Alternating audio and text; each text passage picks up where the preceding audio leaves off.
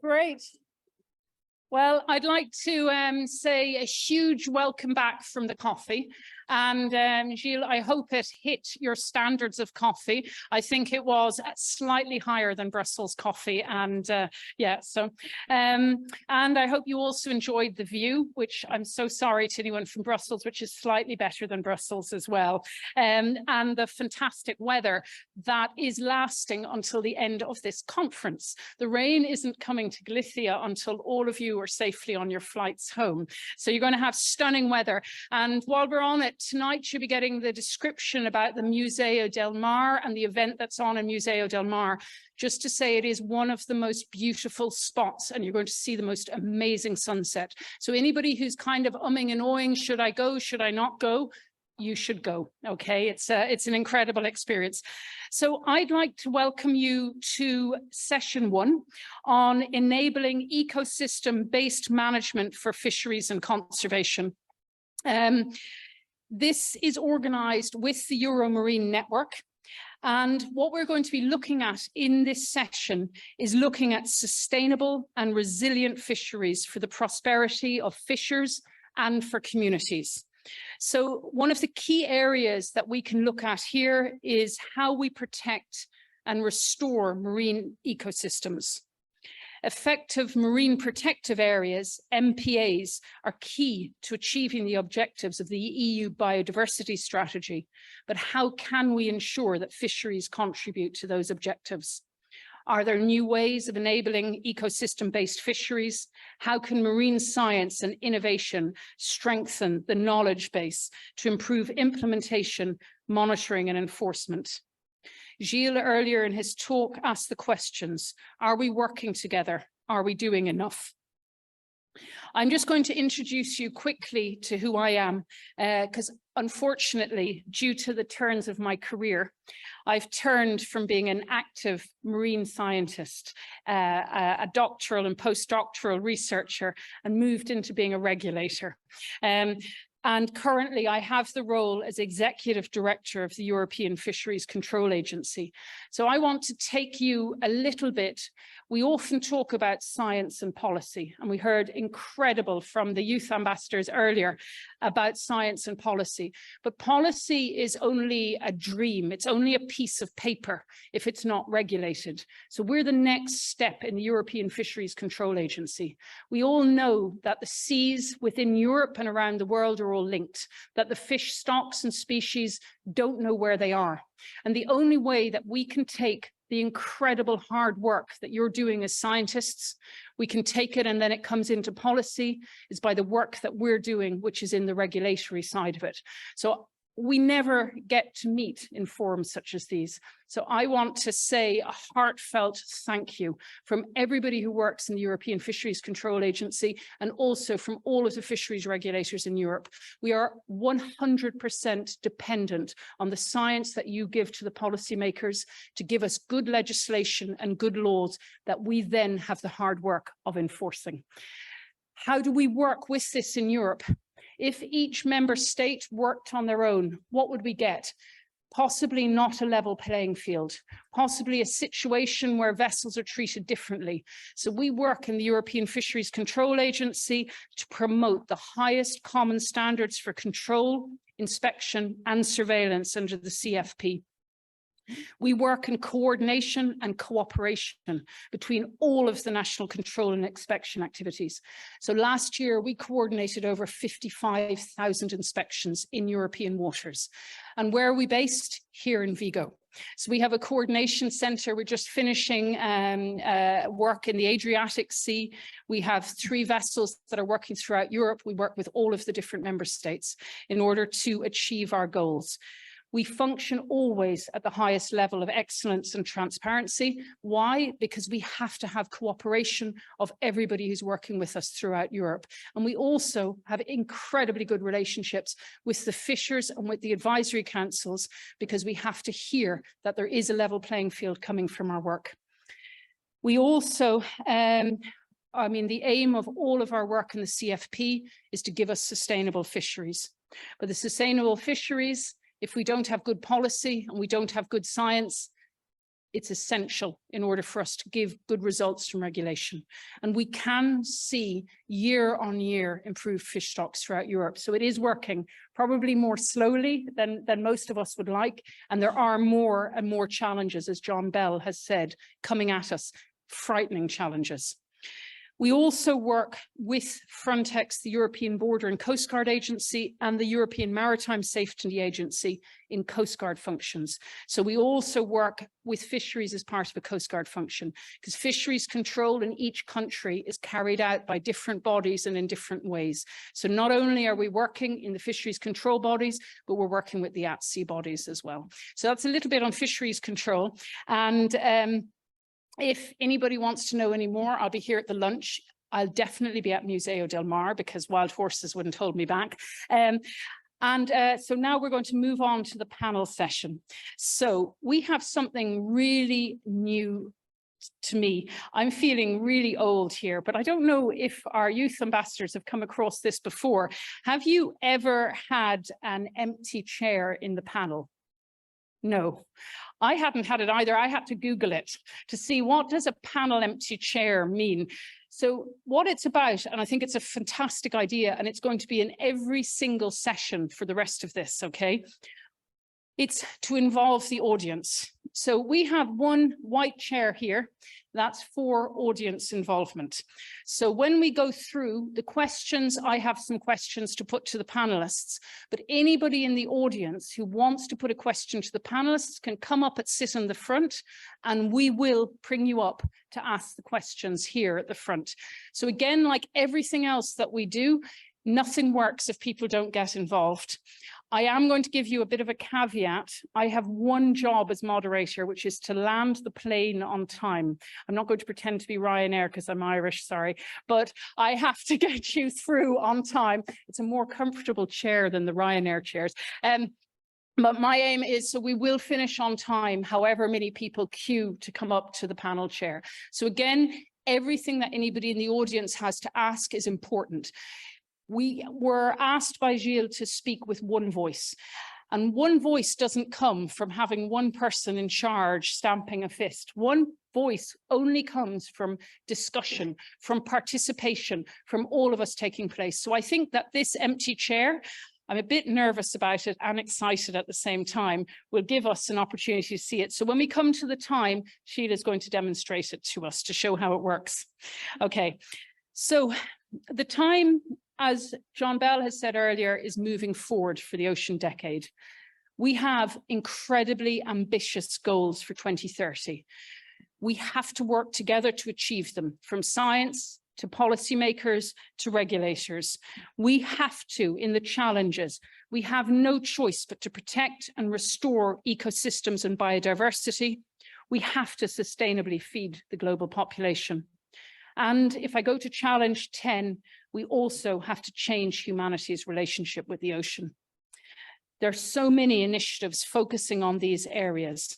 So it gives me a huge pleasure to bring up to the stage our speakers, except that our first speaker, as in the modern world, has been stuck by a delayed flight. It wasn't Ryanair, because she's in South America.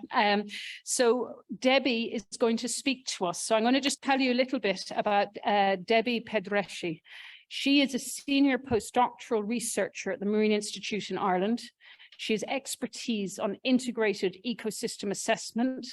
She carries out research on better understanding of ecological pressures and interactions and the complexity of socio-ecological systems. Due to the fact that she's currently crossing the Atlantic, we're going to hear a video from her.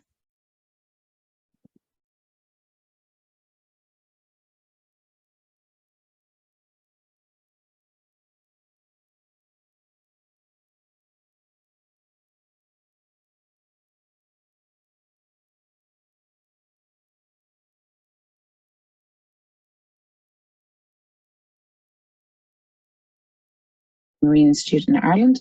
I'm also the Integrated Ecosystem Assessment Steering Group Chair for ICES, and as such I'll be talking to you about integrated ecosystem assessment and its application for ecosystem-based fisheries management. First of all, I have to start by saying a big sorry, I can't be with you there in person. Unfortunately, my flight got cancelled, so I'm coming to you from Florianópolis Airport in Brazil. Okay, so ecosystem-based management has no universally agreed definition. And despite that, we do have a very strong mandate to deliver on ecosystem-based management for multiple national and international policies and agreements. So I decided to do the logical thing and ask ChatGPT to give me a definition, and it does a pretty good job highlighting the conservation and sustainable use of entire ecosystems, the interactions and interdependencies between species, habitats, and humans, and the goals of delivering on healthy, resilient, and functional ecosystems that can meet the needs of society. It also helpfully gave a range of topics that are key or principles for being able to deliver on ecosystem-based management, and I took the liberty of adding a couple of extra myself. When we talk about ecosystem-based fisheries management, we are talking about the exact same thing, but just with more of a focus on fisheries at the centre of this assessment. So it is supposed to be a whole systems approach even when we are focusing on fisheries. And so we are supposed to also take into account the societal system. But we're not always so good at capturing these benefits of the ecosystem services, for instance, or the social processes underlying what is going on.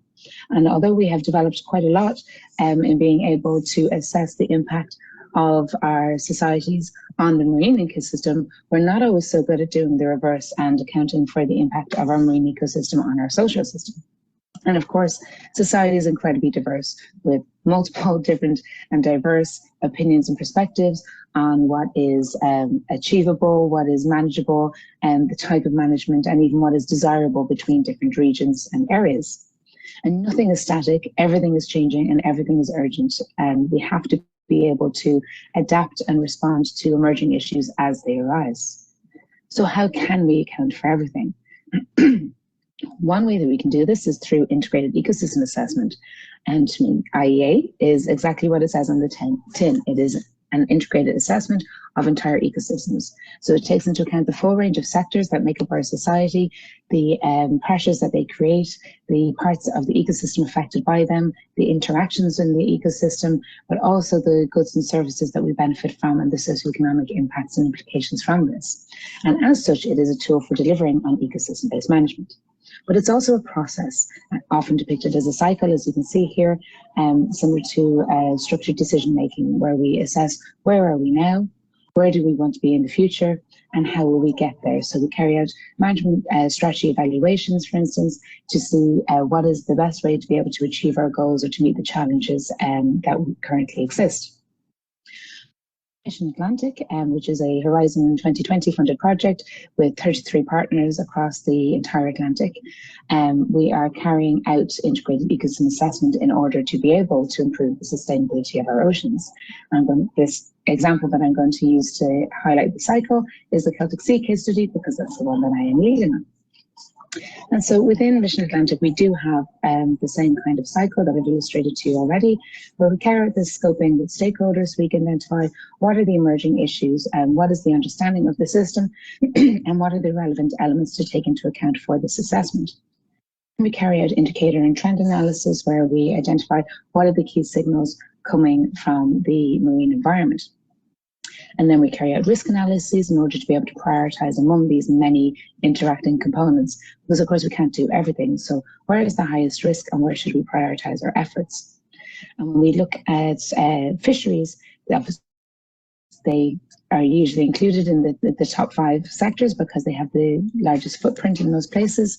However, it's really important to put them in the context of the wider blue economy and the other aspects and the other sectors that are contributing or interacting with the activities at sea.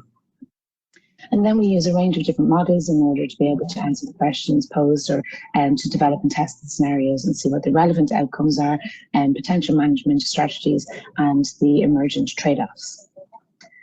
IEA is also really useful for identifying emerging issues. For example, we used conceptual modeling with stakeholders to be able to understand their view of the system and to identify what were the relevant scenarios for investigation within this region. And within this region, they focused around the ecosystem impacts of an increase of offshore renewable energy, the interactions between offshore renewable energy and fisheries, so potential displacement, for instance, and then the interaction between offshore renewable energy, fisheries, and conservation measures such as marine protected areas, with the expansion expected under the 30 by 30. So Mission Atlantic, hopefully you've seen, is advancing the methods and techniques that are underlying this cycle and this process. But how can we use this? Where does it go? The International Council for the Exploration of the Sea, or ICES, has a number of integrated ecosystem assessment groups that focus on carrying out these types of analyses for the different ecoregions that you can see illustrated here. These groups focus on developing and harmonizing methods between them. Mission Atlantic is also working in partnership with ICES to be able to make sure what it produces can be used and applied within those groups as well. The IEA groups are also responsible for producing the ecosystem overviews, which are advised products produced by ICES that you can find through their website, and they contain all this information you can see here.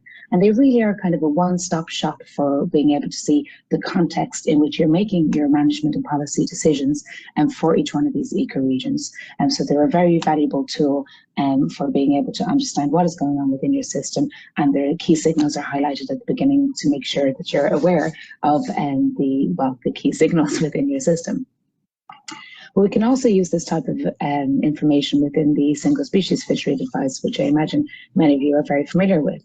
So this work arose out of a question that came from the Northwestern Waters Advisory Council, where there had been some stocks that, despite the substantial reductions in effort, in fishing effort, the stocks had not recovered, and they wanted to know why.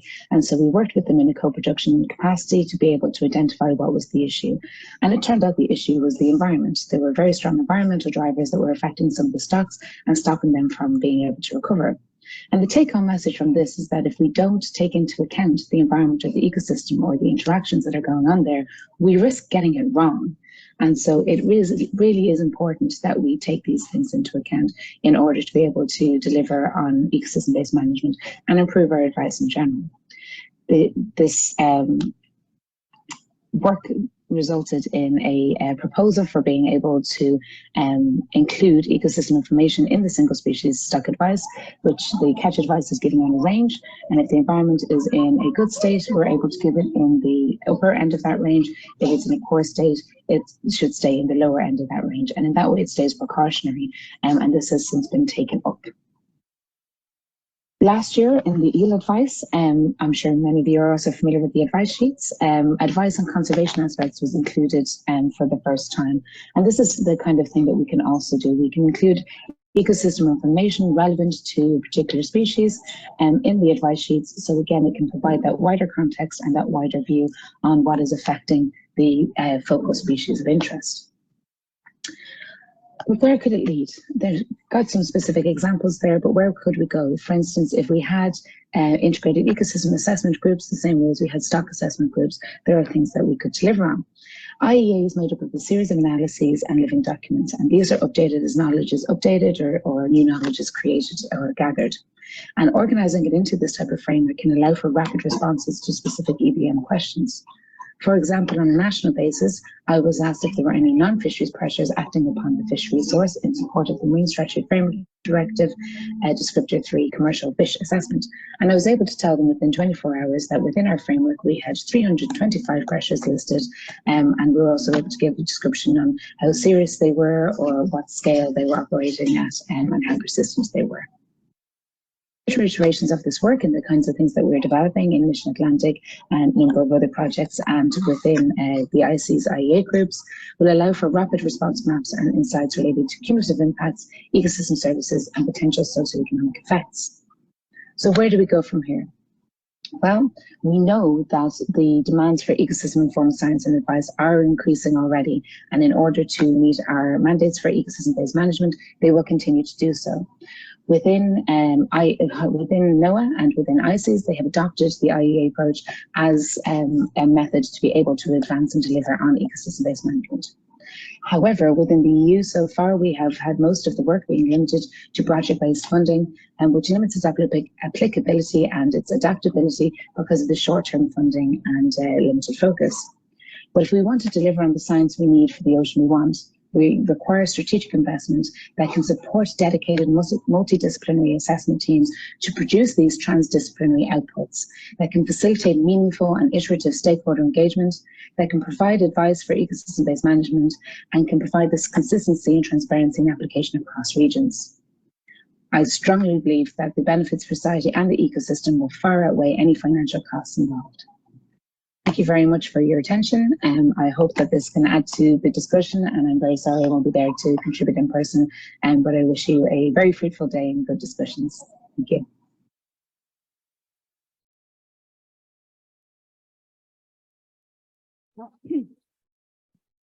Thank you very much, Debbie. Wherever you are, we're sending it up to you. The good news with that is, I think with ecosystem management, for many of you who are researching it, it's a complex subject and very difficult to summarize in 10 minutes. And there's a huge amount of information in that talk. And the fantastic news is it's available on YouTube. So you can have a look at it and you can watch it on YouTube and take your time, because I think for each one of those slides, or for you who's writing notes in the front, you could do with another run through, I'd say, so because it was fantastic. So a huge thanks to Debbie for such an informative talk, and the good news is that we can see it again. I would like to invite on stage now Pablo Martin Sosa for, so you're very welcome, Pablo.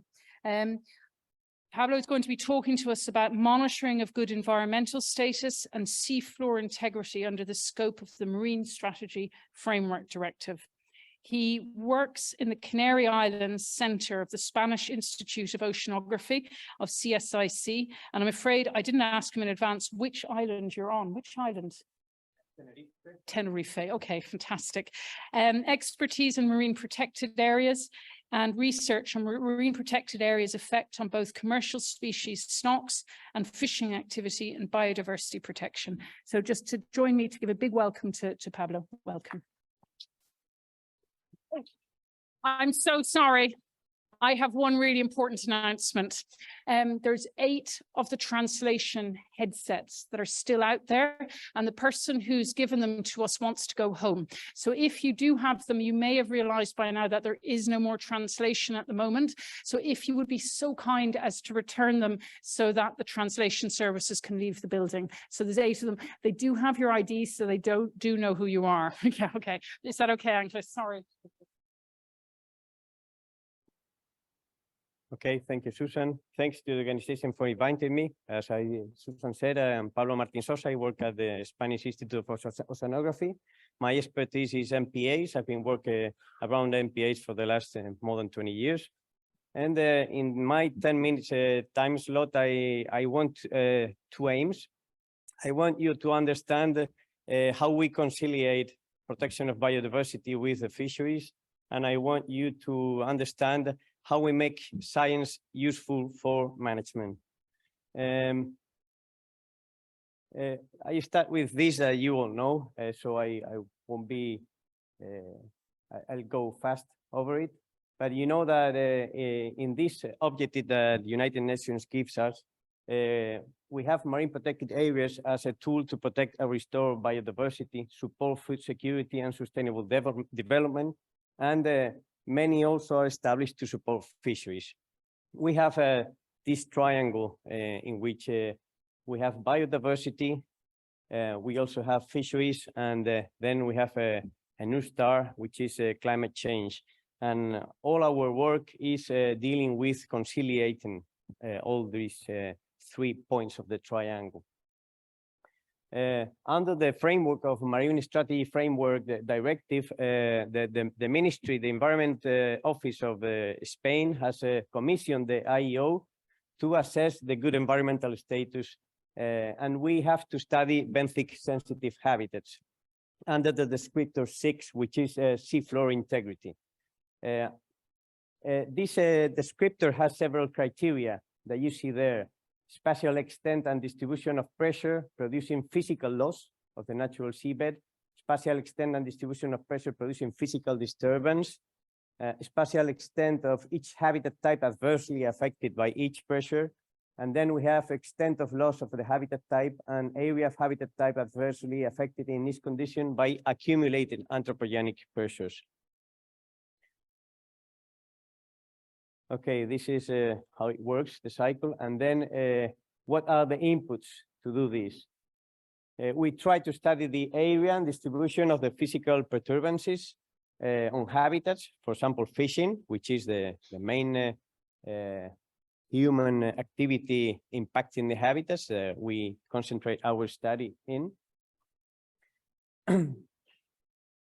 We then have to study the area and distribution of these habitats that are impacted and characterize these habitats along time series monitoring, doing it along a pressure gradient. So I'm going to go in several steps, in several slides, to trying to tell you what are our methodologies of to study.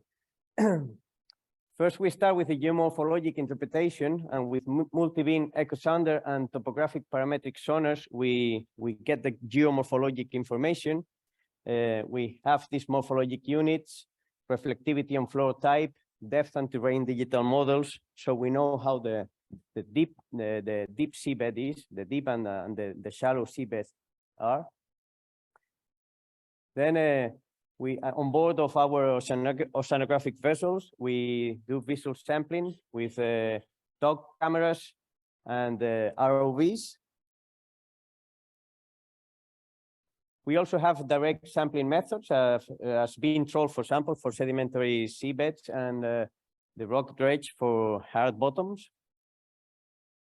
We identify the species caught on board on maybe afterwards in the lab. We also analyze the images also on board and also in the lab afterwards. And with all this information, we make a analysis, cluster analysis, multivariate analysis, and with all the environmental variables that we have gathered, we try to explain the distribution of the species that we have found along the area we are studying. So we model and we map these habitats. With the anthropogenic pressures as fisheries, we use logbooks and we use VMS, vessel monitoring systems, to map these pressures, as you can see in these images. I have to tell that in places like the Canary Islands, where the fleet with VMS is lacking, most of the fleet doesn't have a system of monitoring. So we have to do a hard work interviewing fishermen and onboard observing, scientific observing, so we can map in a way where the fishes are acting. Okay, then it comes the moment that we have to gather these two informations, and we need also an intermediate step, which is to identify what is the sensitivity of each of these habitats to each of the pressures, depending on the biological traits of these habitats, these species, okay? So we map the sensitivity and we end with a disturbance map. Okay, some of the indicators that we use for habitat composition, structure, and functionality, you have them there. We use both taxonomic and functional indicators. And we have also used software as MarkSan, in which we have the possibility of making several protection scenarios. And as an input in the MarkSan software, we introduce the socioeconomic impact that is going to have the fisheries sector, depending on the income they have in the area, and depending on the level of protection of the scenario that we are working with. So we can have several protection scenarios, and of this information is at the end put together to make a proposal to the administration, environmental administration in this case, like for example this within the project of Intermares project. They are proposals of zonification be done or are prohibited within the MPAs You have here south of Fuerteventura, which is a site of community interest of Natura 2000, and also Banco de la Concepción, another SCI of Natura 2000 in the Canary Islands. And we propose, we make a proposal to the administration of what part of the area should be a no-take area and what part of the area should be permitted for some fisheries that are compatible with the conservation of the biodiversity and these sensitive habitats in the area. So I think I'm on my time, and I hope everything was clear, and we'll have time afterwards for any questions, any doubts you have. Thank you.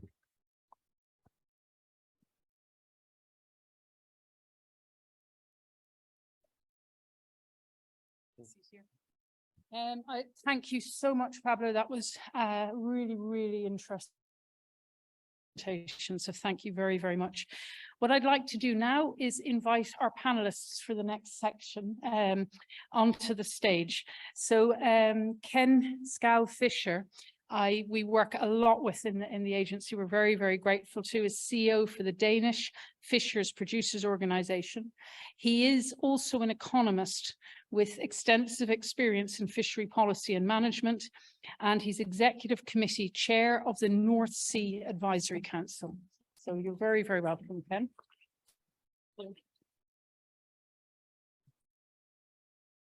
Now, our next panelist, unfortunately, was meant to be Betula, who works for the GFCM in the Mediterranean.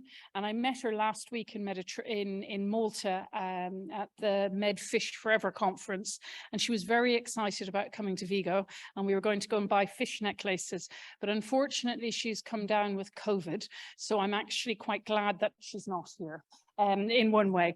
So we send her best wishes, and we're very, very lucky. We have another Italian who's standing in. Well, Patrizio, well, he's not, he's actually Danish, working in Denmark at the moment. So Patrizio Mariani is professor in ocean technology at the Technical University of Denmark.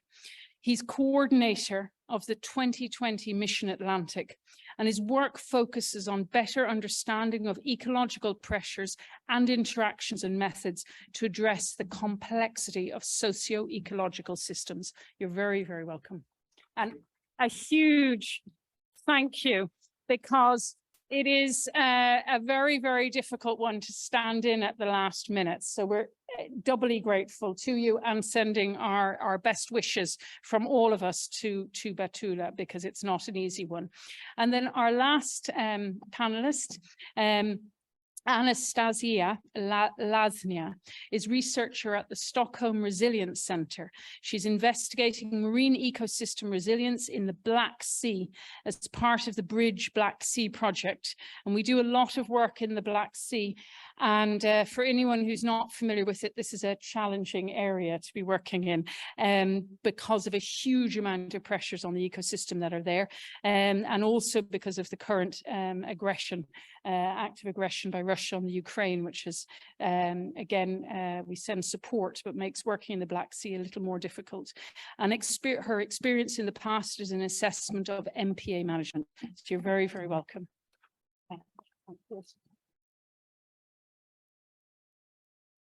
And now we moved to the bit I'm the most nervous about. I have to be honest, I was reading this and preparing, and I was going, am I actually going to be able to do this? So I am very, very grateful to Sheila, because Sheila, as well as being the CEO, is going to demonstrate to us how this empty chair works.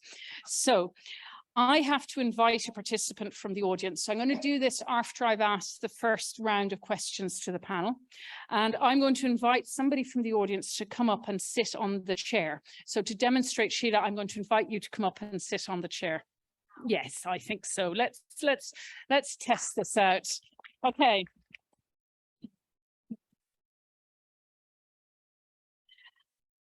And what I'm going to do then, the bit I'm most nervous about with this, actually being totally honest, is not getting someone to come up to the stage, but moving them gently off after their question. So So what I'm going to do now is I have to ask Sheila to provide your perspective have a quick discussion with the other panelists, and then leave the stage. Okay, so over to you, Sheila. That wasn't in the speaking notes. Yeah. So thank you, everybody. So I'm here to demonstrate. And I will start by saying I'm Sheila Hemmans. I'm the Executive Director of the European Marine Board. And for those of you who know me, I'm actually a former practicing ecosystem modeler. And as such, I've worked with a lot of the techniques that we were hearing here. But I think my question to all of you is, how do we make sure that we bring the public along? How do we make sure that we bring the stakeholders along? How do we ensure that we have the socioeconomic information needed to make sure that we whatever we do, it doesn't just become another law or another thing that has an impact on fishers? So that's going to be my question to you. And I don't know if anybody wants to have a go at answering it, or if you want to think about it and answer it later. Oh, I think they have to answer it now. Okay. I don't think we demonstrate it properly. So I don't know, I can see your hand edging forward. I thanks, know Ken. that this, you may be able to give us a good response to this. Thank you. And thank you, Sheila, for the excellent question. And first of all, I'm very pleased to be here today. And I think the discussion so far has been quite full of energy, positive energy. And I think your question, Sheila, on this is extremely important. But I also think there's a balance in into what degree everyone should be involved in this discussion. And my reason for this is my experience is that it is whether you want a discussion or development based on science or data, or you want a development based more on feelings or politics. So there you need to find a balance between what you actually are looking at. If you have the discussion based on, I dare to say, politicians that is looking for election, or you do have papers that is looking for headlines, or you have this social media focus on some of the issues. I'm not always sure, it's at least that is my experience, that we do get the proper way forward, like moving ahead on discussion on ecosystem approach. Thank you. Great, thank you. Thank you. Brilliant. So now you leave the stage demonstrating beautifully how you leave the stage after the question. Thank you. Well done, Sheila. Excellent question, and thank you. Brilliant demonstration. What I'm actually going to do is, I know that because of Debbie being in America on her flight at the moment, I'm going to take the other empty chair because I think it might be easier. I'll take this here. Test me. So I'm going to just start with a few questions. Ken, I'm afraid you did such a brilliant job at answering that. Do you mind if I go to you first? And I know the role of the North Sea Advisory Council, and I know just how valuable it is for us in the European Fisheries Control Agency and how grateful we are to it. And it is for us, our eyes and ears on the ground, because the Advisory Council, and you'll probably go into this, isn't just fishers, it's NGO, it's a huge mixture of different voices that come in. So could you explain the role of the North Seas Advisory Council in ensuring sustainable fisheries and how it enables ecosystem-based fisheries management? Thank you. I'll try to do that. I can actually speak for hours about this, but I'll try to keep it rather short. You also have a schedule to take care of. Anyway, the North Sea Advisory Council and some of the other councils were actually set up something like 20 years ago as part of the common fisheries policy for in the European Union. And from day one, the idea was that the advisory councils should gather in relation to the different waters or fisheries that you're dealing with. So some of the advisory councils are related to areas like the North Sea, others are related to like stocks, like pelagic stocks, and some are like related to the market. And finally, there's also one for aquaculture in this setup. However, the idea behind the advisory councils is that you bring in the genuine stakeholders And that's where this question actually follows quite nicely after Sheila's first question. That is, people who has a strong feelings or interest in the state of the sea and the fisheries management, and for that sake, the management of the whole ocean. So that is at the end of the day, it might be focused on the ecosystem-based management. And when I say genuine stakeholder, it means that it should be people feeling that they are having a discussion based on their knowledge and on data, and especially when you try to bring in the latest scientific data and knowledge to the discussions in the advisory councils. And this is important because if you want to have a product that can be taken forward, being presented to policymakers, being presented to regulators at the end of the day, you need to have an advice that is based on solid information, on solid data, and for that sake, solid science in your work. And what we try to do at the meetings is we try to reach consensus in our discussions, whether you are representing fisheries interest or you are representing an NGO side, or we certainly also warmly welcome at our meetings scientists to perhaps sometimes bridge the gap, but also on knowledge, but certainly also to make positive input into our discussions. So in this sense, we try to work finding through discussions and collecting knowledge to gain consensus on how to take things forward in the management of our sea and fishery stocks. Thank you so much, Ken. And I think it's a fantastic answer on what is a fantastic discussion forum and advice forum that's there in the advisory councils. Patricio, can I move to you next? And if you could let me know, are you aware of any new ways to enable ecosystem-based fisheries and marine protective areas management, specifically on how do you take different perspectives into account? Thank you. Can you hear me? Yeah, now it's working. Well, thank you very much, actually. And I'm taking the stage also because of what Debbie actually just illustrated before. And as coordinator of the project that she mentioned, which is Mission Atlantic, I think we both strongly believe on the fact that the integrated ecosystem assessment can be a process that can account or involve different perspectives into the decision-making, well, into also the science, developing science together, because I think we have a lot of knowledge that we can extract from industrial stakeholder, traditional, local knowledge, and indigenous knowledge as well. How do we actually take account this in the science we are making? How do we actually extract information out of this knowledge for the decision makers?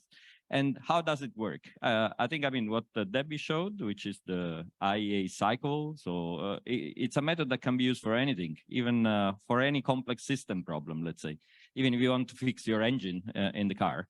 So first of all, what's the problem? That's what is the management objective? What are how the system is actually working in theory? And that's actually translated into what is called the conceptual model of the system. Define indicators. So here's the solution proposed actually working or not. And this indicator phase is not a trivial one, especially when applied to ecosystems, because the ecosystem is the complex systems probably for excellence. So there are many.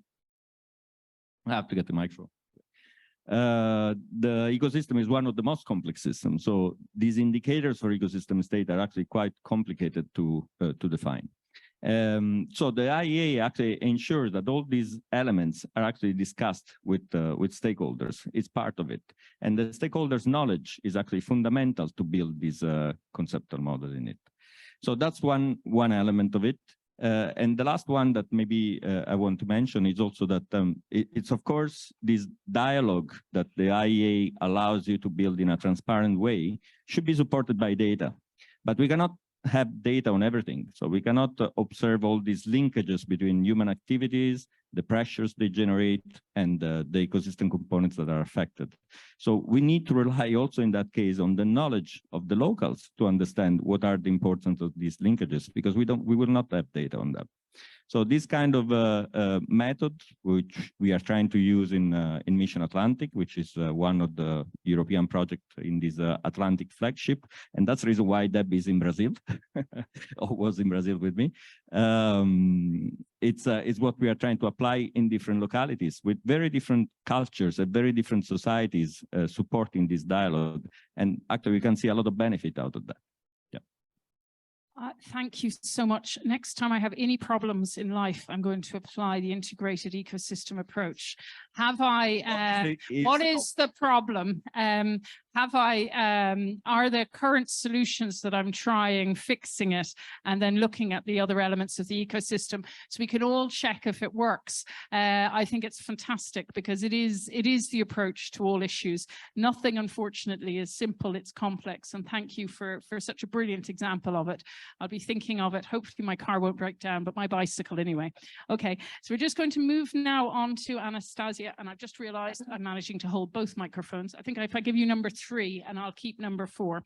Okay. So if I just ask you, can you explain your research on the Black Sea and also with ecosystem-based fisheries management, is it being used in the Black Sea? Thank you. Thank you. Can you hear me now? Yes, thank you, Susan, and thank you so much for having me here. It's an especially a pleasure considering that I represent very junior scientists and very early career professionals. So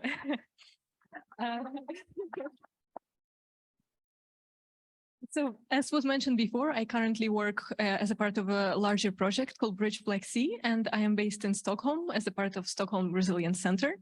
So what we're doing in the Resilience Center is we're trying to evaluate Black Sea ecosystem service resilience. So we're trying to see how Black Sea ecosystem services are reacting in the face of multiple stressors that they are currently facing.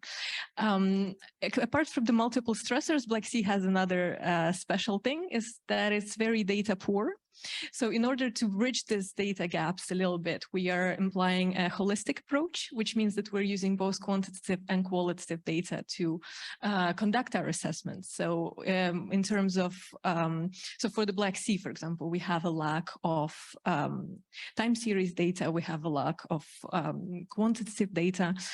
So we're looking for patterns in qualitative stuff. So for that, we're working directly with experts. We're working directly with stakeholders. We're working directly with local population to try and see the patterns that we want to see when it comes to Black Sea ecosystem resilience. So for some data is still available. So we are still going to utilize, are going to utilize time series where we can, and we rely very heavily on the model data that's provided by our partners at Bridge. When it comes to apologies, when it comes to ecosystem service management, fisheries management in the Black Sea, from what I understand, it is currently not practiced in a very widespread type of way. A thing about Black Sea fisheries is that the basin is semi-enclosed, so all of the commercial fisheries in the Black Sea are a shared resource that are exploited together by the 6 littoral states surrounding the Black Sea, which means that we need a lot of cooperation when it comes to managing this fisheries, and this is something that we have not been seeing for several decades, and which is very unfortunate. And we need every state to participate in order to protect these fisheries in an appropriate way. Most of the commercial fisheries are overexploited right now, but from what I understand, since 2014, where the states managed to come to an agreement into certain measures that concern fisheries management, that overexploitation actually went down. And since it's went down, we are very excited, and there were several successful pilot projects around the Black Sea when it comes to ecosystem service fisheries management. So we are excited to kind of increase this cooperation, and there's interest coming from the states, coming from Turkey, from Georgia, from Ukraine. And there's currently a most recent project that I've heard of itself is supported by FAO, and it's supported by Mediterranean Fisheries Commission.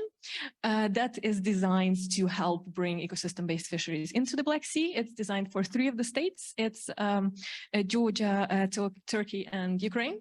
But it is a very recent project, so I'm not sure if there were any positive outcomes coming from that. And I'm also not sure how war on Ukraine has impacted that work. So, but there are definitely interest, and there's work towards that in the Black Sea.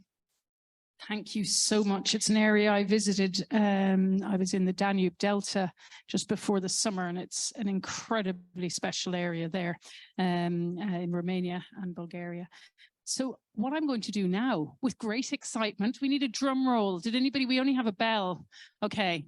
Oh, we have the bell. Okay. With great and unprecedented, never done before by me anyway. I'm sure many of you have been to conferences with this. Is there anybody in the audience who would like to come to the empty chair and discuss anything with the panelists? Your voices are all really important. Hooray, we have one. Please come up. You're very, very, very welcome.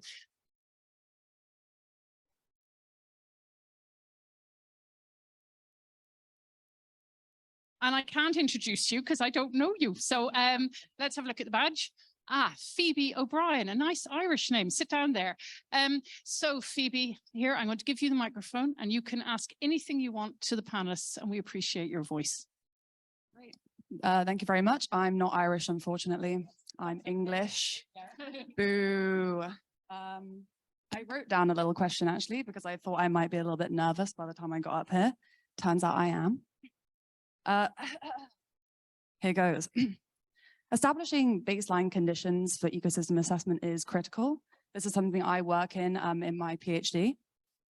But with basically all coastal marine systems already impacted by anthropogenic activities and paleo-environmental reconstructions potentially reflecting preservation bias, how can we develop a protocol that can be implemented and compared cross-regionally and also inter-institutionally? Thank you, Phoebe. Interesting question. Any of our panelists? We need another empty chair from someone from the audience to answer. If you use number 2 there, I'd say. Yeah, of course. Well, does it work? Yeah. Okay. Excellent question. I mean, it's a very difficult one. And in fact, I mean, what I mentioned before in terms of indicator analysis, I mean, that's where it boils down to understand, okay, the indicator is changing over time and is going, I mean, in different conditions, but what is the target that we have? What is the state of the ecosystem at the moment? And what is the actual status that is assessed also with stakeholders? But what is the baseline? What is the reference where we want to go? As the one dealing a little bit with modeling and statistical approaches for understanding, I think there are methods where we can extract information if the indicators are long enough to understand what is actually the resilient point of the ecosystem in that local condition. So I think one of the targets should be not much going to the pristine ecosystem, because maybe that one is unreachable. I mean, that train is gone. But maybe guaranteeing some of the functions that the ecosystem should support. That could be maybe something we can achieve with the science that we are developing around ecosystem analysis and ecosystem modeling. Does anybody else want to come in? Yeah, brilliant. No, relax. You've got another answer. Yeah, sorry, relax. You have another answer. I dare to say something here. I'm not sure if it answers the question as such, but there was this. I heard the word standardize, and I dare to say on behalf of the advisory councils that it is a kind of word that we are not really keen on. And that is why it is actually the advisory council in the past was established at regionalized councils. And if you want people to take ownership of a development of a truly ecosystem-based management system, you need to take into account the local conditions. And if you want people at local level to take ownership, and that is extremely important to have any development, then you also need to make sure that you do that on their local conditions at the end of the day. So that's why I'm perhaps not on the professional methodology I'm commenting in. It was just this word standardizing that I become a little worried about when I hear this. It sounds very European Union-like, I dare to say. Thank you. Thanks, Ken. Phoebe, I'm so sorry. I'm not meant to do this on my notes, but I just have to ask you, can you just tell us what your PhD is on just a little bit, because it sounds really interesting, and then I will let you off the stage, I promise. Yeah, I work as part of the PREVENT project with Gothenburg University, and we are using benthic foraminifera, which are a oceanic protist found in the sediments all over the world. They've been around for sort of 600 million years, so they've got a really good time series resolution. We can conduct paleo environmental reconstruction with these, and also modern day ecosystem assessment, which is what I focus on. And my PhD is all about establishing the baseline conditions for ecosystem assessment, mainly working in fjords on the Swedish west coast. I think everyone wishes you the best of luck. Thank you. Okay. I have to land the plane by 12:55. That's my entire goal. I will be successful at my job if I do it. And I have a list of questions for the panelists, but I really enjoyed that. So anybody else want to take this fabulous, comfortable seat at the front with a question? Phoebe, I think you were alone.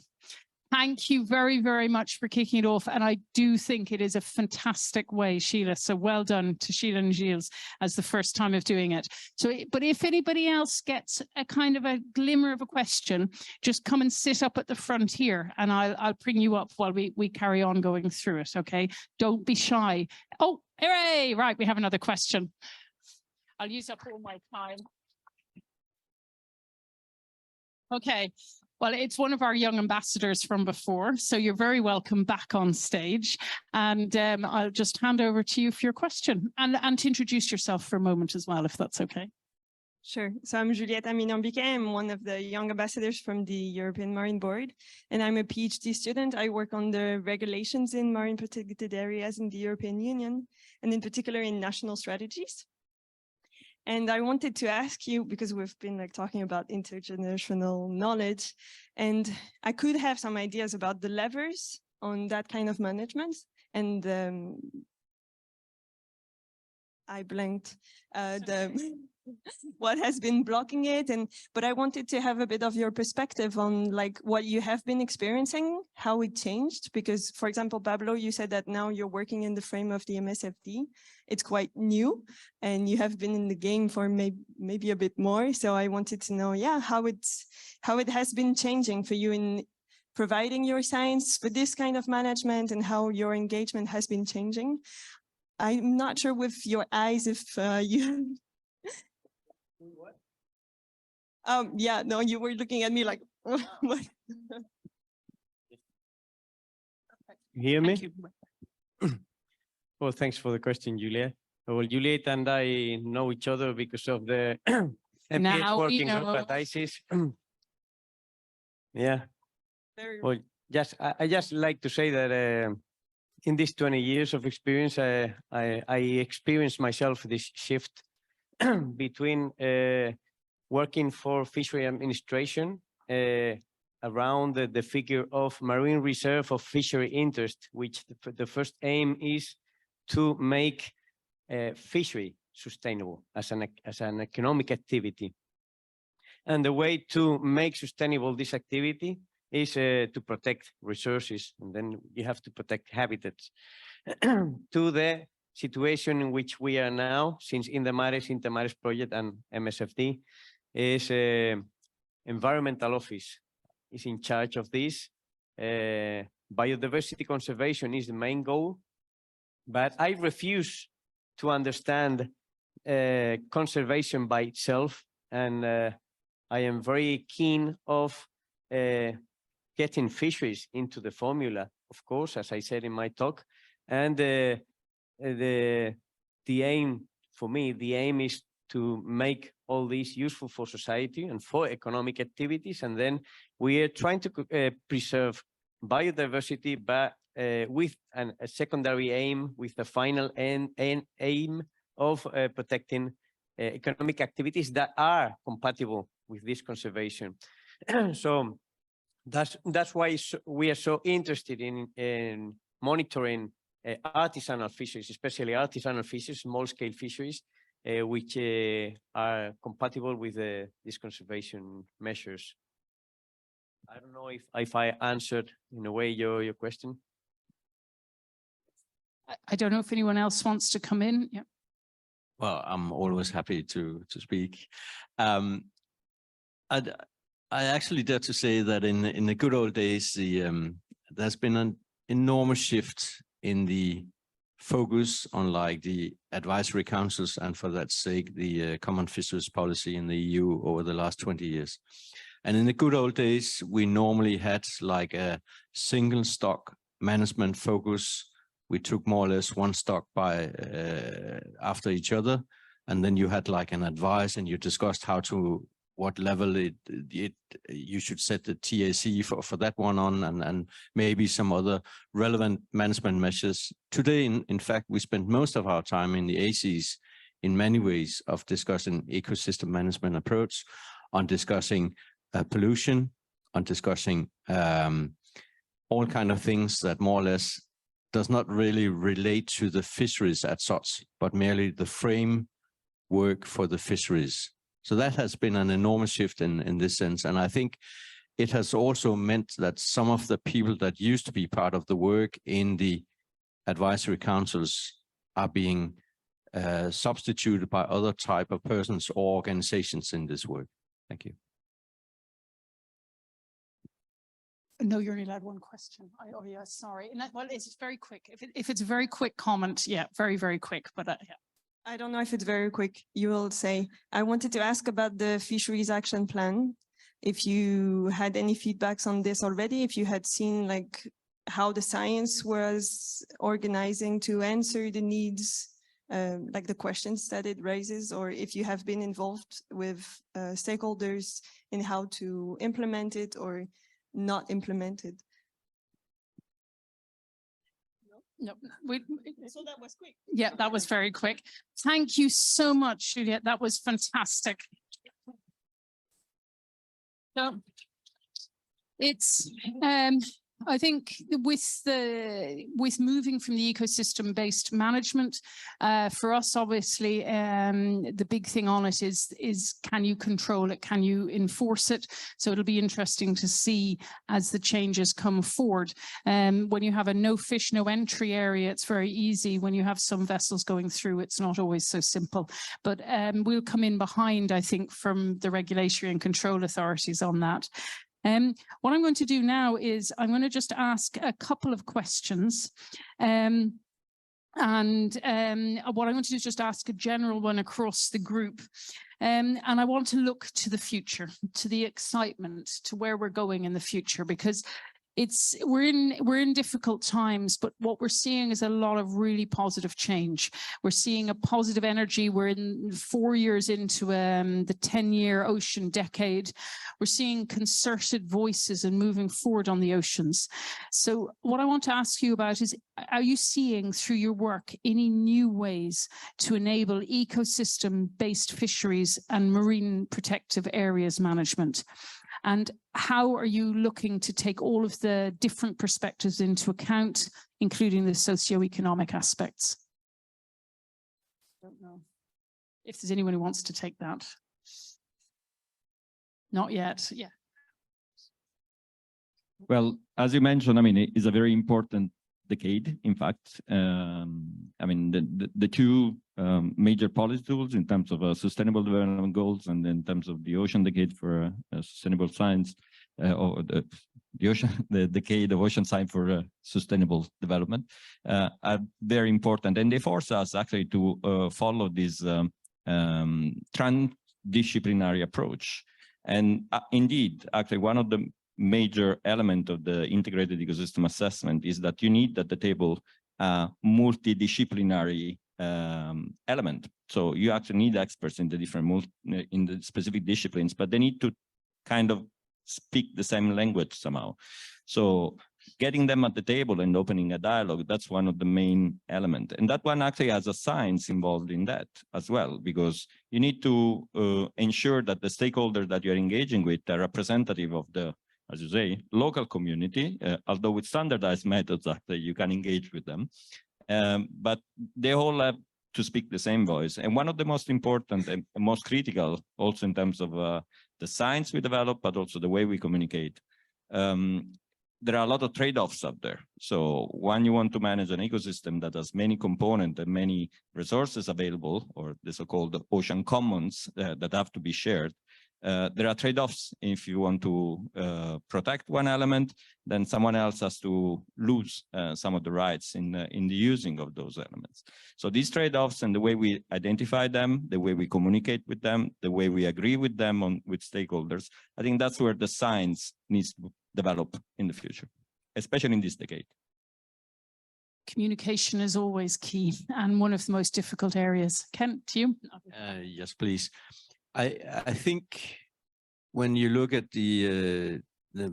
well, we are looking at an enormous task on how to move forward concerning to secure the ocean and how the human race is actually using the sea everywhere around, and how we are, through our economic activities inland as well as on sea, are actually having an influence on how the sea develops. And if you look back at some of Debbie's presentations before, and when you look at a truly ecosystem-based approach, then you would have to take all factors into account, also the activities inland, like the use of, for that sake, mobile phones, etc., but also the influence of from agriculture in the coastal areas and so on. And I think one of the big issues we also have to deal with is that we need to have a discussion that is related to the coastal areas, and then we need to have a discussion related to the deeper areas, and we need to have that discussion again in relation to the genuine stakeholders in that respect. And we need to accept that also transition takes time. And one thing we certainly are worried about in the fisheries sector, I dare to say, that there will be extremely focused on just the fisheries sector. But a lot of the problems like in the coastal areas cannot be solved just by closing down the fisheries sector. You will not get a nice clean ocean just by closing down the fisheries sector, especially in the coastal areas. I dare to say that. And it's not that I have scientific evidence as such on an article to put on the table in that respect, but just by the knowledge and experience that fishers do have in some of these areas. Then I think also I dare to say that one of the things I'm lucky to see all the young ambassadors here today, because we need to see you out there and being in dialogue also with the fisheries sector. You're not allowed just to stay in your silos, in your universities, behind your desk. You need to get out. You need to get into contact with the fishers and the other stakeholders to have a proper dialogue on what needs to be done and learn from each other. Thank you. Thank you, Ken. Anastasia? Yes, I just wanted to speak quickly on the interdisciplinary part of things, because this is the work that I do, and the importance on working with stakeholders. And I've retroactively thought of an answer to Sheila's question on how to engage stakeholders better, is to keep coming back to them, is to come back to them when you have news, rather than just engage them in the first process and then extract the information that you need and then move over.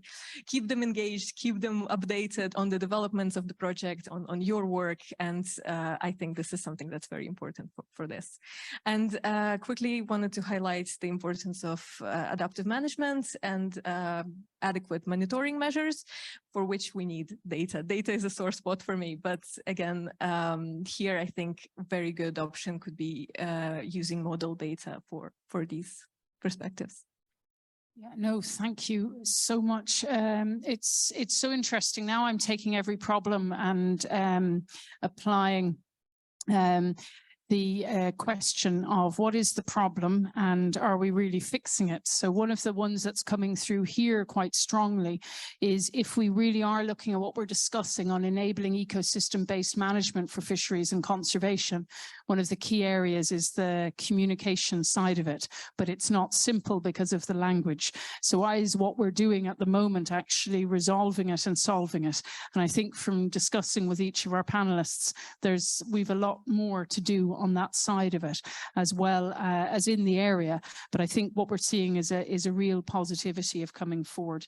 I have time for one last question to the panel. So I get to shuffle through here and decide, you know, who I'm going to ask.